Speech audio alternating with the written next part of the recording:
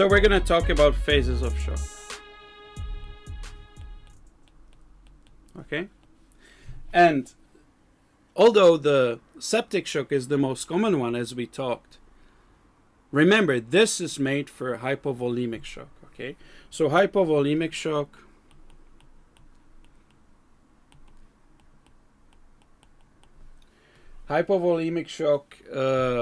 is the one we understand the best. And that's why the phases are originally really tuned for this shock. But don't worry, you can use these phases with minor differences for the other types of, or other phases of shock, okay? And first phase we call compensatory phase.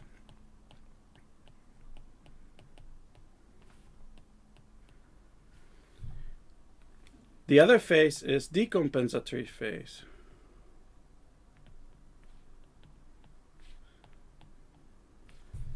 And third phase is irreversible phase. Okay?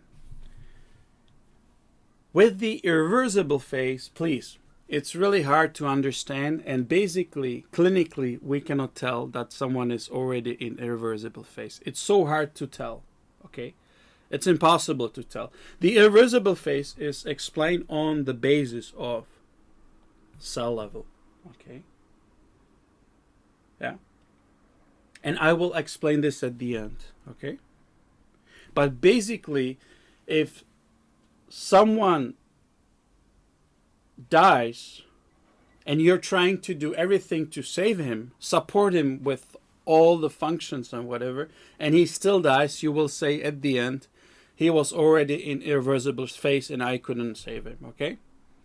But before we get to irreversible phase, let's get to compensatory phase. And that's the most important one that you should understand. And compensatory phase is the phase where you are still compensating the hypotension. So with the compensatory mechanisms that are triggered on, you are still able to keep the blood pressure okay. But where? In the central parts. So in the central part, for brain and for heart, the blood pressure is sort of normal. It is fully compensated. At the expense of periphery. Okay?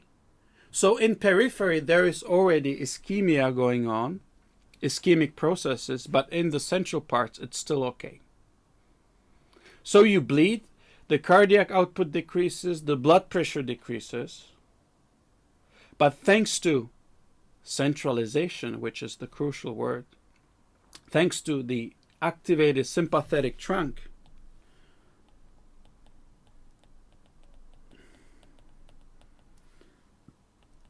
system, you are able to keep the pressure in the central parts okay. Okay? So sympathetic fights the decreased pressure by increased heart rate, okay, blood pressure. So maybe I should put it like sort of tries to normalize it, okay, fights it back. So first there's a hypotension, but you're fighting it back with the massive triggering of sympathetic trunk. And centralization is the crucial word. And how it works? Well, centralization is because the sympathetic trunk mainly triggers precapillary sphincters to close in the periphery. Okay, so basically, this means that, and if I put this one, this means that everything runs in the central parts. Okay, so here's a vasoconstriction in the skin, and watch out also in the muscles. Oh, in this case, it's such a massive stress reaction that already closes the perfusion of the muscles. You've never learned this before. If someone like scare jumps on you, it's just a small stress reaction compared to this one, and you're bleeding. So in this case, you are running the majority of blood in the central parts. Okay, There is some perfusion of the periphery, but it really decreases, okay? So basically in periphery, what processes deepen and deepen? The ischemia. It deepens more and more in time, okay? So first, sympathetic system is triggered. That's one of the compensatory systems. What other system is, and what is always triggered when you're in a stress reaction? ADH. So ADH is released, and you are retaining water. What other system is also fighting, and it supports the vasoconstriction. What other system still is always triggered when there is hypotension? I'm sure you know this one. Like no. RAAS axis, yeah. So angiotensin does vasoconstriction, aldosterone does resorption of sodium and water. Okay, so all of these are the major players. There are other ones, but these three are the major players which really help you to compensate the blood pressure in the central parts. Watch out. In the periphery, no, there is a decreased pressure, but still, for brain and for heart, the pressure is sufficient to fully perfuse it and treat it very well. Okay. And there's one more mechanisms, and those are capillaries. And some people talk about it a lot. Some people don't. But with capillaries, what does it mean? It means that, as you see over here, if here is a vasoconstriction of the this is a capillary, okay? And the blood flows in this direction. And this is precapillary sphincter. Okay, here are veins. Veins are here. Here are arteries.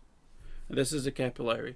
And basically, if this is constricted over here, what happens is the hydrostatic pressure is decreased over here.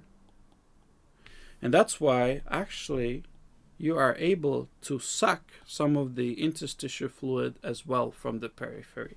So what you're doing, and if I will jump to the other one, so what you're doing over here is also sucking out from skin and muscle some of the liquid and put it into the central parts. So this is, some say it's a very important compensatory mechanism as well. So remember capillaries. But now tell me, what happens in the periphery? What process gets worse and worse? It's the ischemia. So the pH decreases more and more over here in this tissue. So in skin, muscles, and everything, and extremities. And also maybe GIT tract starts already, etc. And what happens is, sooner or later, these capillaries will give up. Okay? They will give up. And what happens is that now you are losing the centralization. And this is the moment when you fall from compensatory phase into decompensatory phase. Okay? And basically, this is very simple to understand, but remember there are some other types of shock. And basically, the important thing when you now see that he falls into decompensatory phase is now that even the central part is starting to lose the pressure. And this is the time when you lose the compensation. Your body is not able to compensate the loss anymore. And now the pressure decreases in the central parts, in the brain and also heart. Okay? So this is the point when you're losing and you are already in decompensatory phase. And still a comment for compensatory phase. So basically, it always means it is very much connected to, in this type of shock, hypovolemic, how much blood you lost. Okay, so if you stop the bleeding and you lost 1 liter, you are sort of okay. But if you continue losing blood a bit, yeah, you can fall into decompensatory phase. Okay, so the amount of blood, how much you lost, matters, of course, and it also matters how old you are. in compensatory phase, when you are young and you stay in compensatory phase, you should look at it as a situation where you on your own, only thanks to compensatory mechanisms, should be able to survive. You will look very sick, you will be pale, but you have very high chance to survive. But who can die in this phase? What do you think? If they're sick, if they have a coronary disease or whatever, because at this moment, when the heart starts to run fast, you have increased heart rate, you can have a heart attack to it or something else. So with old people, you really want to save as much blood as you can, because they will very easily have other problem to it and will die. But if you're young and everything is fine, you should still be able to survive on your own in a jungle and survive a few days, okay? So that's compensatory phase. But at the moment when you lose the centralization, no way you can survive on your own. And you as doctors have to come and you have to expand the volume. You'll give infusions, you give oxygen, you give glucose, etc. And this is the only way how the person can survive. If he falls into decompensatory phase, okay? And what happens? Well, in decompensatory phase, look at that. What happens is when you lose the function of the sphincters, it goes the opposite way. Now the blood comes into the periphery and you are losing water interstitially. So now you're having a serious problem, okay? And because you're losing the volume, also the blood in the vessels concentrates, okay? And what does it mean? It can start to clot, okay? So you have microthrombi, in the vessels, okay? Good. And basically it looks like a DIC. So now there's a spread appearance of microthrombi all around, and it's a decompensatory phase, and there are some organs, and especially two I want to mention now, that typically fail like the first ones. And they start to fail, and one of them is or are lungs, and the other ones are kidneys. Looks very similar to ABB disorders. So remember, first two organs which start to fail, and we call them also shock organs, are lungs and kidneys. And typically lungs, they start to have RAAS, acute respiratory distress syndrome, and the hypoperfusion of kidneys triggers the acute tubular necrosis. Okay? Yep. So decompensatory phase it means that the pressure falls over there, and now already some organs are starting to fail. And then later the GIT tract comes also failing. It's a bit more resistant, but anyways, if you have two or more organs failing, you call it multiple organ dysfunction syndrome. And this is one way to irreversible phase. Okay? Yeah? And a question? Yeah? I have a question about the acute tubular necrosis. Mm-hmm. What is it going to cause? Like, is it going to cause... Acute tubular necrosis is the most common cause. 80% of that causes acute renal failure. Okay? So it causes anuria. Okay? So ATN, the first phase is anuric phase. And you stop because the tubules and the nephrons will get blocked and you will stop urinating. And you need dialysis immediately. Okay? Potassium goes up, etc., etc. So an ARDS means that oxygen decreases and CO2 increases. They're starting to fail. ARDS means that the alveolar-capillary membrane gets thicker and thicker, and now the diffusion breaks down, it's bad, and you are heading towards towards death. Okay? Yeah? Can I ask a question? Yeah. Does something concrete happen for you to go from the compensatory phase to the decompensatory one? Or is it just the capillaries slowly start giving Yeah, up? yeah. Well, over here in hypovolemic shock, the main hit is that you lose the centralization. Okay? Yeah? But basically it means that, first as the pressure falls down, now the ischemia reaches the central parts as well, and it's one hell of a ride. Okay? Yeah? Okay. So, and the important thing is, in decompensatory phase, they have to stop the bleeding if you come, and they have to support you with everything they can. But sometimes, and it always depends on a person to person, but some of them can really flip into irreversible phase very easily. Some are more resistant, but anyways, how to perceive the irreversible phase? Well, basically the explanation is that there is ischemia everywhere and cells don't have ATP, so they will degrade it from ATP to ADP to AMP and to adenosine. And the adenosine escapes from the cell. And now if you replenish and you bring oxygen and glucose and everything to the cells, unfortunately they don't have adenosine anymore and they're not able to generate ATP. So the cells die, the tissues die, the organs die, and you die. Okay? So that's the irreversible phase. But to see it clinically, you cannot tell a difference between a person who has decompensated and already no way back. Irreversible phase. Okay? So, and very fast, table. So, types of shock.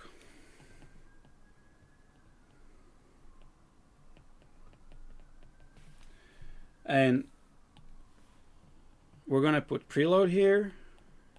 And basically preload means what in the things we were talking about, afterload and preload. Afterload, what is that?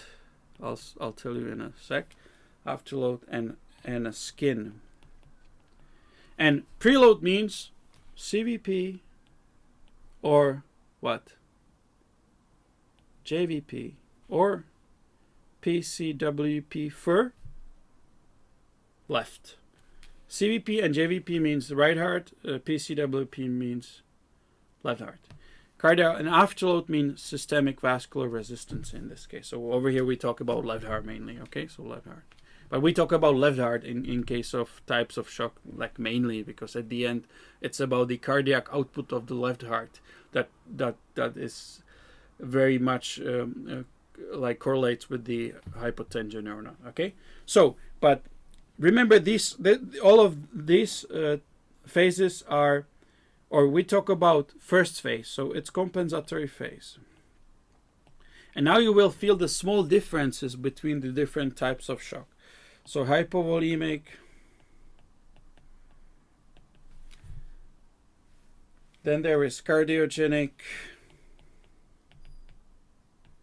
then there is septic, and then there is neurogenic.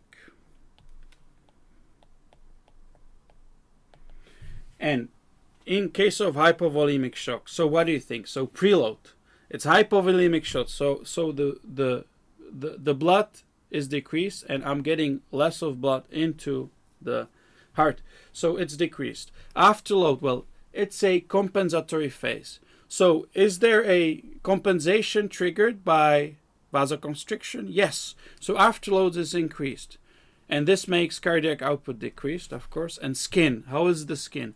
There is vasoconstriction, so skin's going to be cold, massive activation of sympathetic trunk, but also slightly sweating because that's the sympathetic. Sympathetic is not, unfortunately, you're sweating, you're losing liquid, but sympathetic is not programmed for this, okay? Not this for this situation, okay?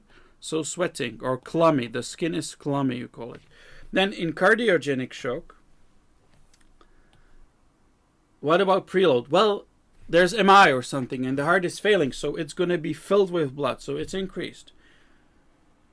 What about afterload? sympathetic trunk is triggered, I'm having heart attack. Well, it will. You bet you will be. So it's increased. And well, it's a heart attack decreased. And how is skin? Cold and clammy. Even in the, or it's the same scenario in the compensatory phase still. Okay. But septic shock. How is it with septic? And here's a difference. And this is the most common shock, as we said. Well, preload, it's decreased. There's vasodilation. Afterload, there's no vasoconstriction. That's the cause, actually. So it's decreased. But what about cardiac output? And remember this. This is the exception I was talking about. Cardiac output at the beginning of septic shock, you're having sepsis. You are having increased pulse rate. You're having fever. And now you're vasodilate. So at the beginning, typically cardiac output is even higher because you pump against a lower afterload. But later, of course, it decreases as well. Yeah? And what about the skin? Well, there is no vasoconstriction, so skin is warm. You're having fever, so warm and dry. And typically, remember, septic shock, that's why you call it a warm shock as well. And the last example, that's neurogenic shock. And over here, what? There could be, it's a spinal cord injury, so basically, heart doesn't know what's going on. So there's a decreased preload, there's vasodilation, there's no sympathetic trunk working, and cardiac output is decreased, of course. And again, is there a flow of blood into the skin? Well, you bet there is, because there is no vasoconstriction. So the skin is warm and dry. Okay? So these are the main differences. Remember, it's compensatory phase, so still you are able to compensate it, although, for example, over here, there is no centralization because the trigger is the vasodilation. But with the beat, and that heart is okay, you are able to sort of compensate it, and still he is living, okay? Of course, this one's going to lose the blood pressure centrally very fast, yeah? And last question. You got two people. They're in a car. They have an accident. One is just stressed but no bleeding. The other one is stressed and is bleeding. Can you tell them apart? What will you do? And very simple answer is you measure the pressure. You measure the pressure. Because the one who is just stressed, his blood pressure is going to be high. The one who's bleeding and trying to compensate it, and maybe is already in the first phase of shock, has a normal blood pressure, but he will not have it definitely higher, okay? And still one more trick you can do. Remember that you measure the pulse when he's supine and then when he stands up, okay? And if he really loses the pressure and gets dizzy, etc., watch out. Never leave him alone. He can be seriously bleeding somewhere inside and you don't know that. So guys, thank you so much and see you again. So, thanks for watching and don't forget to subscribe and ring that bell. And as always, check the description below for supplementary questions and other materials.